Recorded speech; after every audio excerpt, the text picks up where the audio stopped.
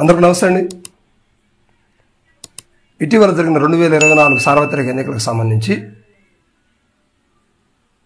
ఓట్ల లెక్కింపులో కానీ ఈవీఎం మిషన్స్లో కానీ అవకతవకలు జరిగినట్టు వైఎస్ఆర్సీపీ మొదటి నుంచి కూడా ఆరోపిస్తూనే ఉంది.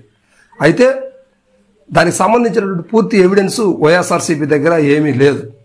సో ఇది కూటమి టీడీపీ ఏదైతే కూటమి ప్రభుత్వం టీడీపీ వైఎస్ఆర్ జనసేన బీజేపీ కలిసి ఏదో చేసింది అనేది వైఎస్ఆర్సీపీలో బలంగా నాటుకుపోయినటువంటి ఒక ముద్ర అని చెప్పవచ్చు. సో దీనికి సంబంధించి వైఎస్ఆర్సీపీ విస్తృతమైన ప్రచారం చేస్తుంది. అదేవిధంగా దాన్ని ఎలా బయటికి తీసుకురావాలి అనే ఒక ఆలోచనలు అయితే ఈ దగ్గర ఈ 50 రోజులు ప్రయాణంలో పైగా జరుగుతూనే ఉంది ఈ విషయం అంతా కూడా. అయితే ఇటీవల కాలంలో ఆంధ్రప్రదేశ్లో 7 స్థానాల నుంచి రీకౌంటింగ్కి ఎలక్షన్ కమిషన్ ఆదేశాలని ఇచ్చింది, రీకౌంటింగ్ చేసుకోవచ్చు అని.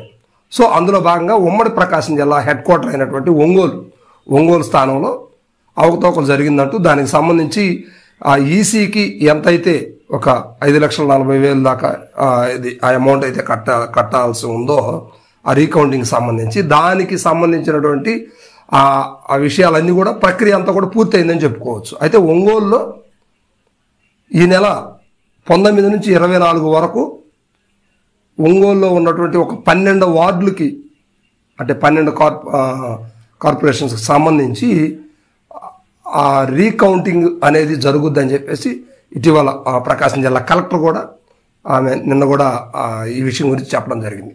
సో అయితే ఈ కౌంటింగ్ తర్వాత అయినా వైఎస్ఆర్సీపీ ఒంగోలులో గెలుస్తుందా? బాలినేని వాసు గారు దీని మీద విస్తృతమైనటువంటి ప్రచారం కావచ్చు, విస్తృతంగా ప్రయత్నాలు అయితే చేస్తూ ఉన్నారు. దీనికి వైఎస్ఆర్సీపీ అధిష్టానం కూడా చాలా బలంగా పనిచేస్తుంది. సో ఇది కాన్సెప్ట్ అనమాట.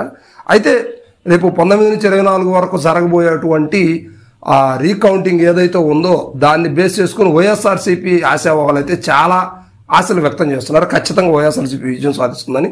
అయితే టీడీపీ ఏం చెప్తుందంటే ఇక్కడ ఏం అవతవకలు ఏం జరగలేదు, ప్రజలే మార్పు కోరుకున్నారు కనుక అంత భారీ మెజార్టీ 30,000కు పైగా మెజార్టీ రావడం అంటే సామాన్యమైన విషయం కాదు, ఇది కేవలం వైఎస్ఆర్సీపీ మీద ఉన్నటువంటి వ్యతిరేకతతో ఇది జరిగిందని చెప్పేసి టీడీపీ శ్రేణులు అయితే భావిస్తూ ఉన్నారు.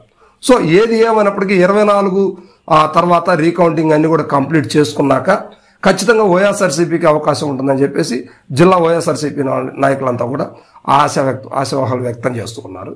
సరే ఏది ఏమైనప్పుడు కూడా మనం 24 తర్వాత ఈ విషయం గురించి మాట్లాడుకోవాల్సింది. నెక్స్ట్ ఆ వీడియోలో కలుద్దాం. అయితే వైఎస్ఆర్సీపీకి బలంగా అవకాశం ఉంటుందని చెప్పేసి వాళ్ళు చెప్తున్నారు, టీడీపీ మాత్రం అవకాశం లేదని చెప్తున్నారు. సో